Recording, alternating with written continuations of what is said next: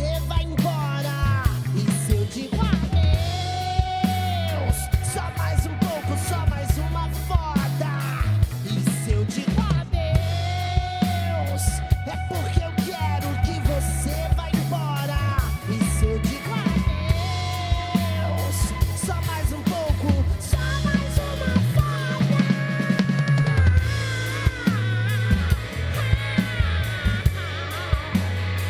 Só mais uma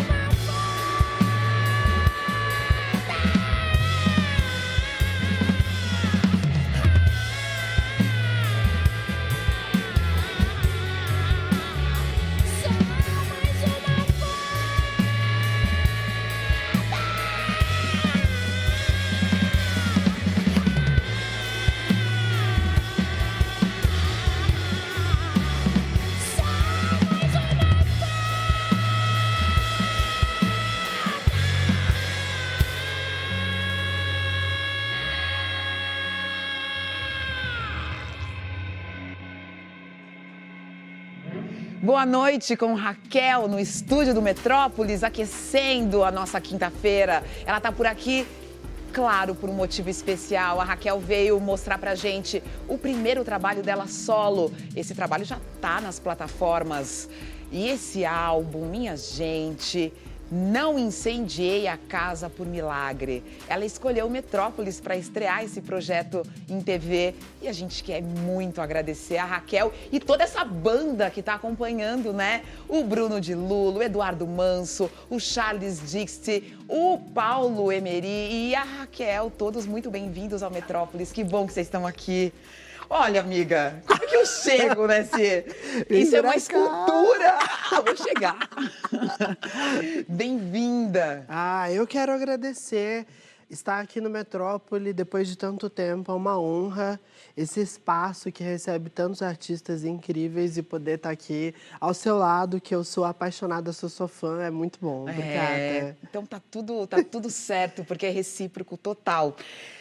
Raquel, você chega, eu acho que vamos começar a partir dessa sonoridade. Essa sonoridade traz para o seu trabalho uma identidade que também vai refletir no seu jeito de compor e todo o conceito do álbum, né? De alguma forma, essa sonoridade é uma das bases desse seu novo trabalho. Sim, eu estava numa fase muito buscando a estética do meu som e em algum momento eu comecei a sentir que eu precisava colocar para fora, de forma artística, toda a minha angústia, minha raiva, minha inveja, tudo que há de tóxico dentro de mim. Porque às vezes a gente fica muito numa teoria de que o tóxico é sempre o outro. É verdade. E esse trabalho, essa obra, fez com que eu quisesse investigar o que há de tóxico em mim. E isso fez com que eu quisesse incendiar a minha casa. E, obviamente, tudo de uma forma metafórica, né? Mas é uma metáfora para que a gente queira administrar, enxergar e interpretar os nossos incêndios domésticos, íntimos, assim. Os incêndios íntimos. E aí, as guitarras e o rock and roll te ajudam exatamente a fazer com que tudo isso seja explosivo, inclusive. Total, né? Eu acho que o rock e essa linguagem, né, que a gente desenvolveu, que os arranjos, como é que os arranjos foram desenvolvidos, eles são justamente dão essa cama, né, para esse impulso, porque é isso, é uma mistura de muita raiva com tudo que há de mais flamejante, porque o mundo, ele o tempo inteiro está fazendo com que a gente seja gatilhos e gatilhos e gatilhos, e ao mesmo tempo muito desejo em jogo, muita raiva em jogo, muita inveja em jogo, até por conta de como as plataformas de redes sociais faz com que a gente interaja um com o outro. Claro, então, sempre no nível de comparação, no nível de comparação e também de pouca absorção do que a gente sente. Sim. Porque ao mesmo tempo que a gente está passando no feed uma guerra, uma tragédia, passa uma pessoa bonita, passa um chá de bebê, passa alguém desfilando. Isso tudo num período de 1 minuto. E em 1 minuto você não consegue absorver uma guerra, um chá de bebê, um desejo, uma inveja, uma raiva. E tudo isso vai se transformando em angústia. E às vezes as pessoas falam... às vezes a gente se sente angustiadas e a gente nem sabe o motivo. Nem sabe por quê. E o motivo é tudo isso que a gente nem consegue absorver. A sua investigação partiu um pouco desse momento que você está vivendo, que você viveu, e um momento também que você para de gravar discos, fazer shows. Sim. Tudo isso acontece com você pensando que artista você queria ser, né? Total, eu acho que eu fiquei praticamente 4 anos sem fazer um show. Só cantei de forma aleatória e pontual, assim, raríssimas vezes. Ficar praticamente 4 anos longe do palco foi uma experiência muito intensa. E até do ponto de vista vocal, assim, eu tô cantando muito diferente do que eu cantava nas Bahias, por exemplo. Sim. Porque eu fui buscar uma outra voz, uma outra tessitura, outras regiões. Isso não acontece da noite pro dia. Porque você não estava no palco, mas você estava no estúdio. Eu estava no estúdio, eu estava trabalhando. Trabalhando, reciclando. Sim. E é interessante que a gente acompanha a sua carreira desde as Bahias. E vendo você ali no início desse trabalho, tinha uma grande inspiração e uma grande cama que sempre foi a Gal Costa. A Gal Costa sempre esteve na sua vida. Só que para esse trabalho, você vai buscar um outro momento da Gal. Sim. Né? Porque nas Bahias, no começo ali, ainda quando era a Bahia e a Cozinha Mineira, tinha Gal ali. Sempre teve Gal. Mas essa Gal que você está buscando aqui é outra. E eu acho que isso é ser Gal Costa. Porque Gal, se você pega os anos de carreira dela, você percebe que não houve um momento de conforto. A Gal sempre estava experimentando e oferecendo experimentações. E eu acho que nada é mais Gal Costa do que você quebrar uma expectativa e ir para outro caminho. E eu acho que Gal, nesse sentido, ela traz Recanto, como a gente foi muito em Recanto. Eu sempre soube que Recanto era uma experiência que eu queria trazer, que é essa mistura do orgânico, de uma banda orgânica, com eletrônicos. E a gente trouxe isso muito. Inclusive com os músicos que participaram da Gal. Sim, muitos deles estão aqui, né? E gravaram o álbum. E Moreno Veloso, que fez a produção desse projeto. E quando eu descobri, assim, cara, Recanto é o grande barato desse álbum, eu quero beber direto de Recanto, eu entendi que o Moreno era a melhor pessoa para isso. Eu só não sabia se ele ia aceitar. Mas eu mandei uma mensagem, ele aceitou de um jeito... E tudo foi muito rápido, assim. Embora eu fiquei anos nesse desenvolvimento, quando a gente entrou no estúdio, tudo fluiu de uma forma muito deliciosa. Estar no estúdio com os meninos, com o Moreno, foi uma experiência muito... embora o álbum ele busque essas toxicidades, ao contrário disso, no estúdio tudo foi muito leve, tudo foi muito gostoso, assim. Sim, mas porque essa busca te levou para esse lugar que você queria estar. E aí eu fiquei tranquila. Claro. Eu tenho aqui um minutinho antes da próxima música para você me dizer como é compor para você. O processo é muito diferente ou você continua com seus mesmos processos de composição, Raquel? O meu processo de composição, eu estava até conversando isso com outros artistas que compõem, eu não parto de uma melodia, de uma experiência melódica ou de uma experiência, sei lá, harmônica. Ao contrário disso, eu acho que eu sou uma compositora amadora. Eu preciso estar angustiada, eu preciso partir de uma angústia conceitual para aí sim eu descobrir o que há de melodia em mim, assim. Eu nunca parti de uma melodia para compor. Eu parto de uma ideia para compor.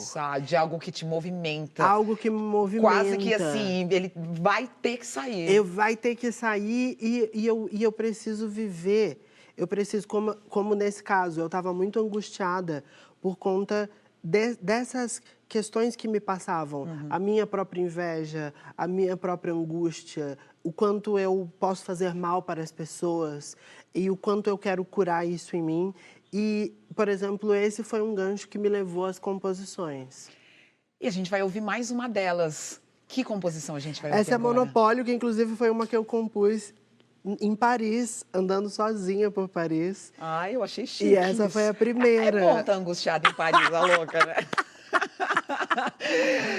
Então vamos nessa. Obrigada. Muito Valeu. obrigada por Eu ter que vindo agradeço. aqui. É a possibilidade de você começar a ouvir a Raquel e começar a entrar e questionar junto com ela, a partir dessa sonoridade, todas essas questões que já estão aqui em mim. Obrigada demais. Raquel, é um prazer. Valeu. Foi um prazer, minha gente.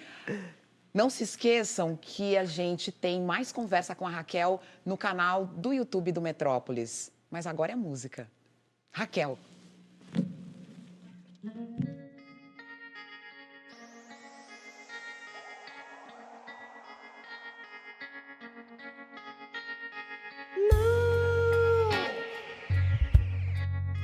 Não sei o que eu faço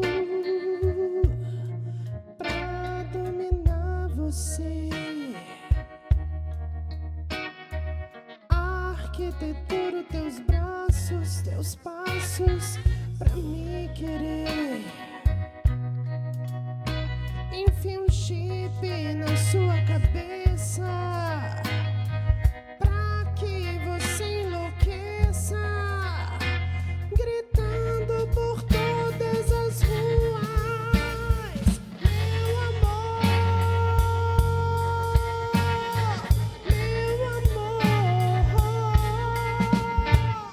você me dominou e agora sou todo seu. Como um monopólio de aço, você dominou os meus traços e agora sou todo seu. Oi, amor, tudo bem? Acordei querendo conversar contigo. Eu não sinto que você me ama tanto que eu amo você. Às vezes eu fico pensando besteira. E se você não me quiser mais? Promete que você é meu. Promete que não vai me abandonar nunca. Eu sou sua e você é meu. Grita então. Fala que você é meu. Grita.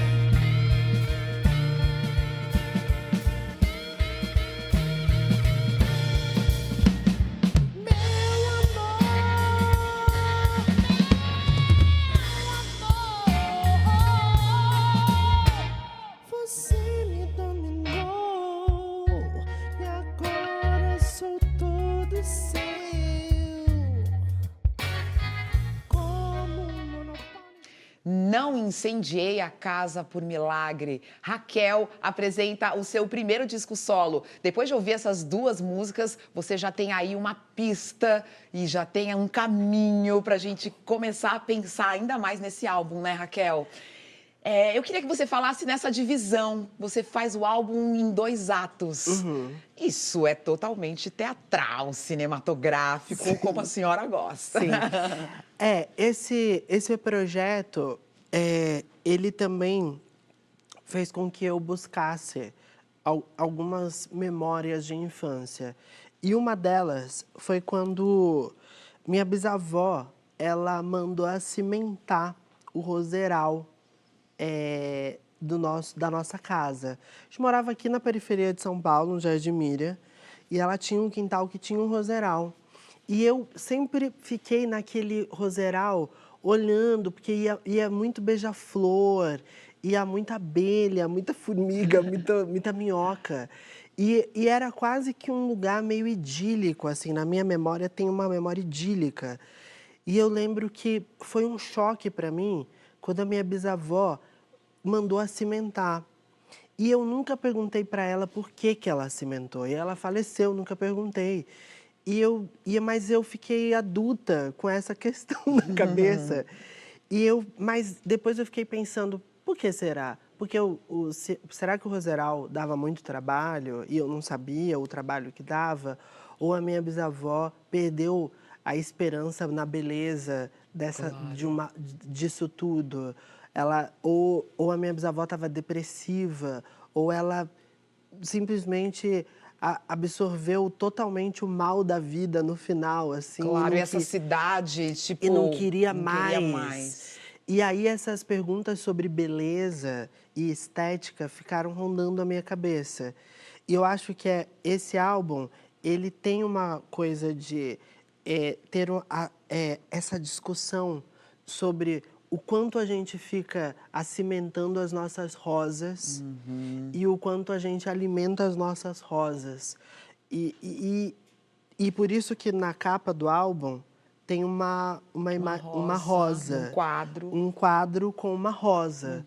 E essa rosa, ela tá ali solitária.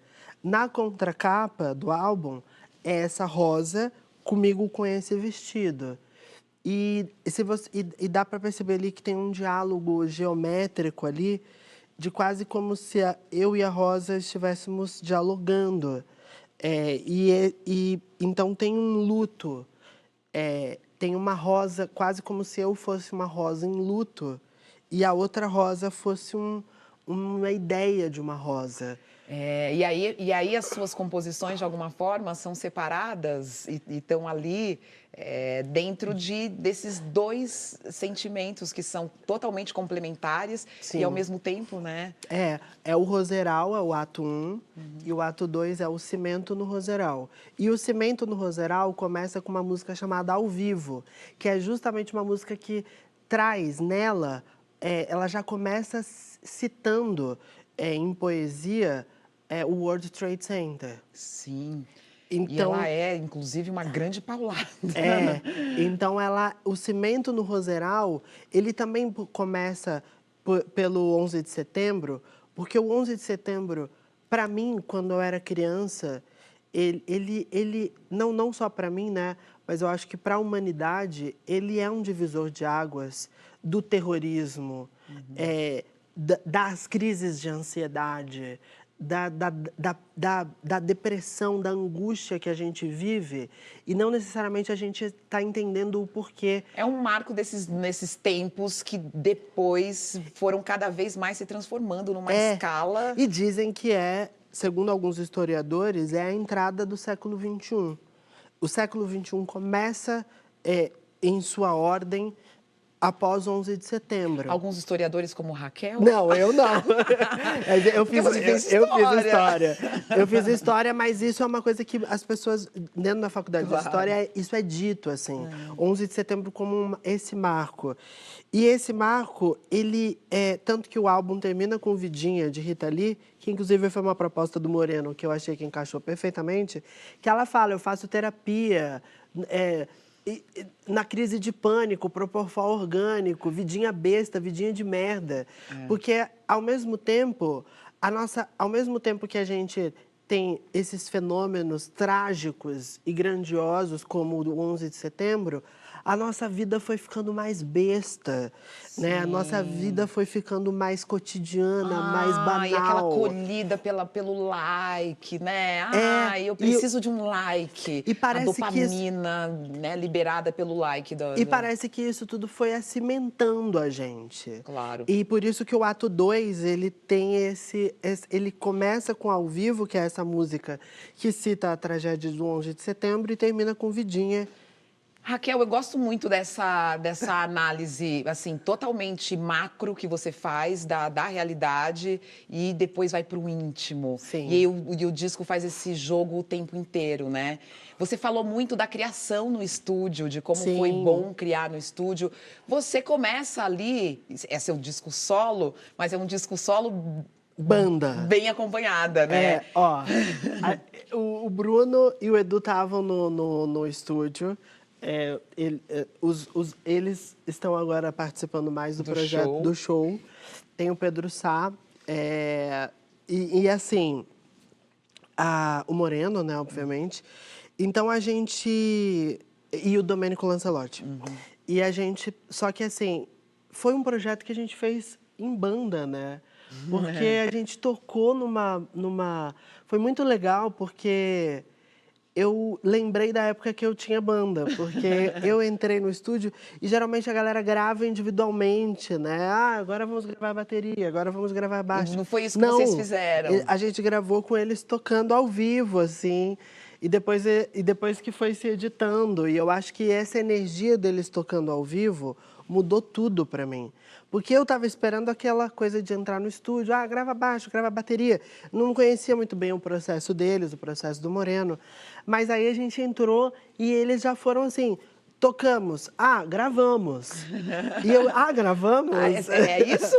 Pronto, posso gravou. E o projeto, e foi muito assim, e aí... E é muito legal porque eu estava até conversando com a Cláudia Seff e ela falou assim, dá para perceber, porque eu contei para ela como o disco foi gravado e ela falou, dá para perceber, porque tá uma energia de banda. E é bom que isso vai pro show de uma forma, né? É uma música que tá indo pro show. É claro que em show muda, né? Sim, não tem sim, jeito, sim. muda, mas já tem essa alma do palco Tem mesmo, essa alma do palco e eu acho que também tem essa homenagem a um formato meio ali da galera de 70 também. Que eu acho que a galera gravava numa pegada assim, né? A gente que depois foi baixo, bateria, depois grava bateria, depois grava baixo, depois põe guitarra. E eu acho que nesse projeto, o fato de ter sido gravado assim, para mim, foi uma experiência que eu nem estava esperando, porque eu não sabia o processo que eles iam propor. E foi assim, e eu achei maravilhoso, porque, inclusive, até a minha postura cantando, algumas faixas eu descobri ali com eles, assim. Eu já estava estudando voz bastante antes de entrar no estúdio com eles, estudando esse repertório, mas quando a gente entrou no estúdio, mudou, assim, porque eles tocando, obviamente, trouxe uma nova experiência para mim e eu embarquei, foi uma delícia. Que ótimo, que bom que você pôde trazer pra gente todos esses detalhes, pra gente ouvir o disco também agora com outras camadas. E você continua no Rio de Janeiro, Raquel? Eu moro no Rio. Olha agora! Aguenta essa eu carioca, moro no Rio, eles todos, tudo carioca aqui. Eu tô feliz, assim, nesse momento. Eu acho que esse álbum, inclusive, ele traz muita experiência do Rio. E eu precisava, assim... Porque eu sempre quis... Eu acho que o Rio, Salvador, tem algumas cidades que elas são quase que mecas da música no Brasil, né? E eu acho que o Rio é uma meca da música brasileira também. Né? Muitas coisas, muitos estilos, muita gente sai de lá justamente por ser uma cidade muito efervescente, de muitas sensações, de muita beleza. E você foi buscar isso tudo. E eu fui buscar isso. Tá ótima. Tá ótimo. Muito obrigada. Eu que agradeço, uma honra. A gente sabe que tem shows para acontecer aí, né, agora. Sim. E vamos começar essa temporada. Você já começa já no WME? Eu faço o WME esse final de semana. A gente também vai fazer Blue Note no dia 9 de julho. E estamos construindo essa agenda aí. Minha gente, demais. Então iremos acompanhá-los. Obrigada. Foi um prazer, muito obrigada. E é muito bom vê-los também, porque eu lembro da Gal aqui no estúdio do Metrópolis. Ai, sim. E eles vieram com a Gal. Sim. E que bom, né, a gente poder lembrar de novo e ter outros artistas e reverenciar esse legado, né? Sim. De Gal Costa. Sim. E também acompanhar a sua trajetória. Obrigada demais, é uma honra estar aqui. Eu quero sempre voltar para falar dos meus trabalhos no Metrópolis e eu assisto sempre, eu amo. Obrigada, gente. Vocês gostaram? Tá aí, ó, tá na praça e tem shows na praça também. E o Metrópolis está aqui com vocês, sempre mostrando o que tá rolando. Um beijo, minha gente, até a próxima.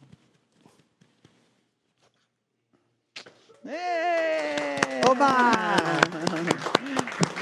Já percebeu que aqui no nosso canal tem muito conteúdo como este, hein, que você acabou de assistir. Então é deixar o seu joinha, aproveitar para se inscrever, porque a gente vai te avisar toda vez que tiver um vídeo novo no ar.